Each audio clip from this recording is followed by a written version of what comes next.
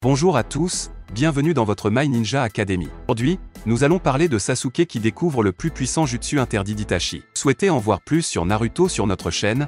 Laissez vos pouces en l'air et abonnez-vous pour rejoindre notre Ninja Academy. Ninja, avant de continuer avec la vidéo, je vous demande de vous abonner à notre chaîne, ainsi vous rejoindrez notre village ninja et pourrez maîtriser votre technique ninja préférée et devenir un grand Jonin. Ça aiderait aussi beaucoup notre village ninja si vous laissiez vos likes, thumb up sur la vidéo d'aujourd'hui. Ainsi ensemble nous pourrons battre n'importe quel adversaire pendant que nous sommes sur le chemin pour devenir Hokage. Continuons maintenant avec la vidéo d'aujourd'hui. Itachi Uchiha était l'un des shinobi les plus admirables de l'histoire du shinobi. Seulement pour ses aptitudes au combat et son intelligence, mais aussi pour les sacrifices qu'il a fait pour ceux qu'il aimait et ses actes d'affection pure pour sa famille spéciale. Aujourd'hui encore, bien qu'il soit assez restreint, les actes d'Uchiha Itachi marquent le monde. Il a toujours aimé et soutenu son petit frère Sasuke, même lorsqu'il n'était pas physiquement présent et qu'il devait agir dans l'ombre ou à travers d'autres personnes. La même chose pourrait se produire en ce moment même, Itachi, en tant que prodige et génie qu'il était, préparant toujours des cartes dans ses manches, ayant gardé quelque chose de spécial pour les Uchiha restants jusqu'à aujourd'hui. Et de quoi s'agit-il, de toute façon? Eh bien,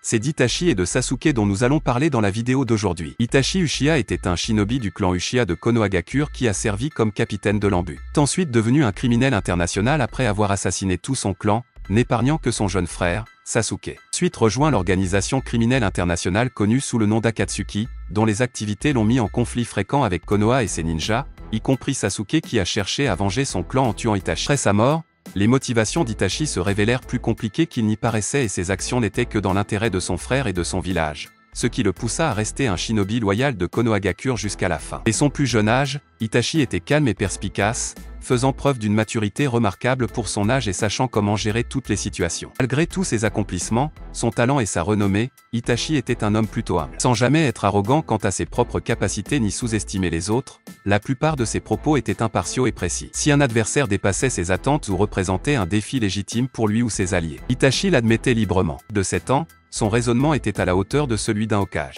Apprendre autant de choses lui a permis de comprendre comment les événements du passé se sont produits, et lorsqu'il a appliqué cette même compréhension à l'avenir, il s'est inquiété de la direction que prenaient les choses. Il vivait à distance, observant les individus et les idées sans s'impliquer directement afin de pouvoir les comprendre pleinement. Cette approche l'empêchait de se rapprocher de beaucoup de gens, elle lui permettait de penser et d'agir sans parti pris ni préjugés, évaluant les choses strictement selon leur propre mérite. Il pensait aux shinobi, aux origines du village et à son appel. De ce fait, il n'avait aucune loyauté hypocrite envers son clan, comme c'était si courant chez les Uchiha, bien qu'il aimait sa famille et voulait le meilleur pour elle.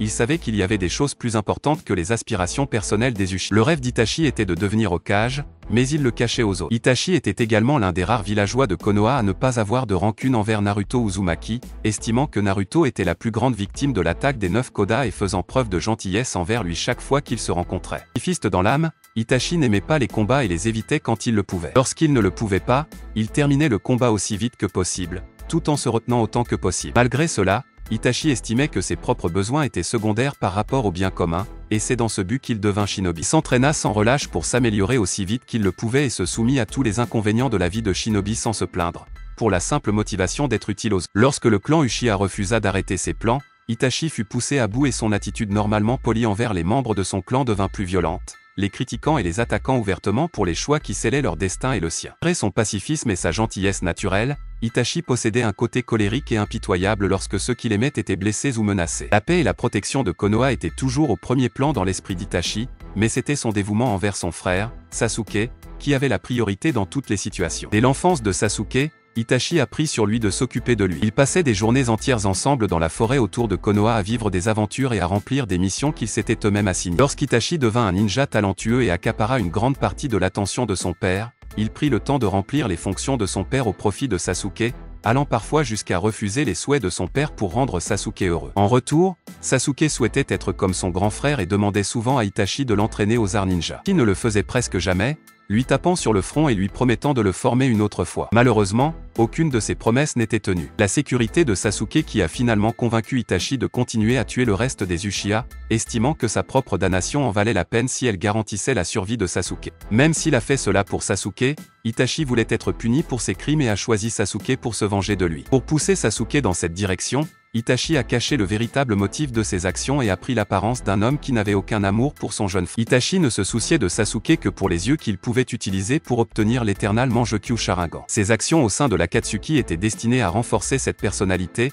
et chaque fois qu'il rencontrait Sasuke au fil des ans, il se moquait de sa faiblesse et l'encourageait à devenir assez fort pour le tuer. Son plan était qu'une fois tué, Sasuke serait salué comme un héros. Itachi n'a jamais voulu que Sasuke découvre la vérité sur le massacre des Uchiha, et s'il la découvrait, il espérait que le souvenir d'un frère aîné détesté le pousserait à ne pas y croire. La recherche constante de la paix par Itachi, ainsi que le secret absolu de ses missions et sa capacité à se soucier de ceux qui l'entourent, l'ont conduit à assumer tous les fardeaux, croyant n'avoir besoin d'aucune aide de la part de ses compagnons. Après sa mort et sa réincarnation, Itachi découvre que ses plans ont largement échoué. Sasuke n'est pas un héros. Il a découvert la vérité sur ce qu'Itachi a fait, et il a maintenant l'intention de détruire Konoha pour son rôle dans la souffrance d'Itachi et du clan Uchiha. Il commence alors à voir la faille dans ses plans originaux. Il essayait de manipuler Sasuke au lieu d'être honnête avec lui et de faire confiance à sa propre force. Connaissant ses erreurs, Itachi est libre d'être lui-même au lieu du personnage qu'il a fabriqué, en étant ouvertement gentil avec les autres et en faisant preuve d'un humour pince sans rire même dans les situations stressantes. Il fait confiance à Naruto Uzumaki pour empêcher Sasuke de poursuivre sur la voie des ténèbres et, après que Naruto a proclamé qu'il arrêterait lui-même la guerre,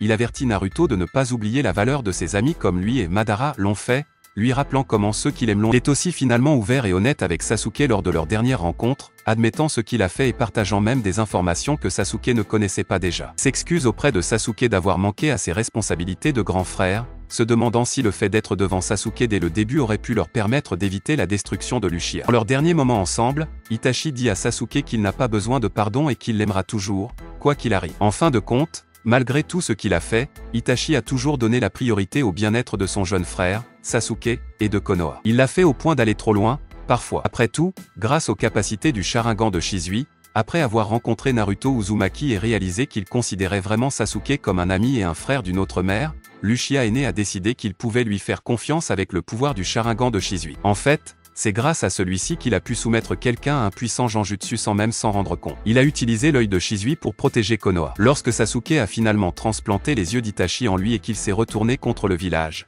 il a provoqué le déclencheur du commandement d'Itachi, faisant apparaître le corbeau à l'intérieur de Naruto et provoquant l'invocation d'Amaterasu ou Sasuke. C'est ainsi qu'Itachi, de manière totalement sournoise, a implanté un corbeau à l'intérieur de Naruto afin de protéger Sasuke de lui-même et, par conséquent, de tout le village de la feuille cachée. Mais, en tant que personne considérée comme l'un des plus grands génies non seulement parmi les Uchiha, mais probablement parmi toutes les nations et les shinobi de l'histoire, Itachi aurait probablement gardé secrètes d'autres informations et peut-être même des situations d'urgence lorsque son petit frère Sasuke se retrouvait dans une situation difficile, afin que lui ou une autre personne puisse l'arrêter ou l'aider d'une manière ou d'une autre. Ou, peut-être, même quand il se sentait impuissant et incapable, quand il perdait les moyens de devenir plus fort, il pourrait découvrir une technique spéciale sauvegardée spécialement pour lui par son frère aîné. Cela serait-il possible pour Itachi? Peut-être bien. Nous savons qu'il a toujours gardé quelque chose de caché, soit dans ses propres manches afin de pouvoir faire face à une situation ou même pour aider Sasuke. Il ne serait pas absurde de penser qu'il a pu garder quelque chose spécialement pour son petit frère,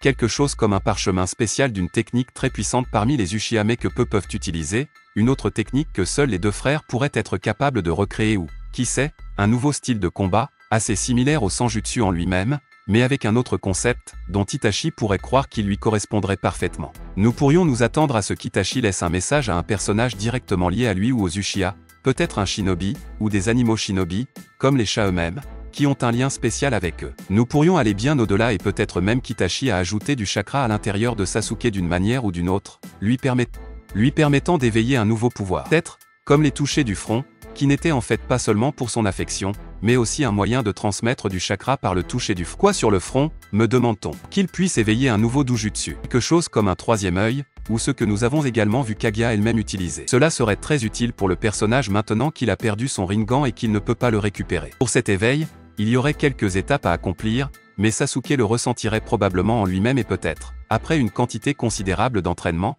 pourrait-il finalement retrouver sa force avec un tout nouveau doujutsu, peut-être un Sharingan jamais vu auparavant ou un nouveau Rinnegan pour couvrir celui qui a été perdu. Si penser à un nouveau doujutsu est un peu difficile, pourquoi ne pas penser à un jutsu? Le clan Uchiha avait une certaine affinité pour les jutsu de feu, il pourrait donc s'agir d'une technique interdite ou suprême utilisée par, ou peut-être quelque chose qui les rendait naturellement plus puissants. Cela pourrait littéralement être n'importe quoi, mais quel que soit l'objet spécial réservé à Sasuke, il serait certainement reconnaissant pour l'affection et les pensées déjà laissées pour son petit frère déjà adulte, attendant juste qu'il atteigne son apogée en tant que shinobi, ou peut-être qu'il se retrouve dans un marasme et ait besoin d'un coup de main pour se remettre sur pied. Il n'est pas impossible d'imaginer qu'Itachi fasse quelque chose comme ça, après tout. Après tout, Itachi aimait et chérissait vraiment beaucoup Sasuke. Vous?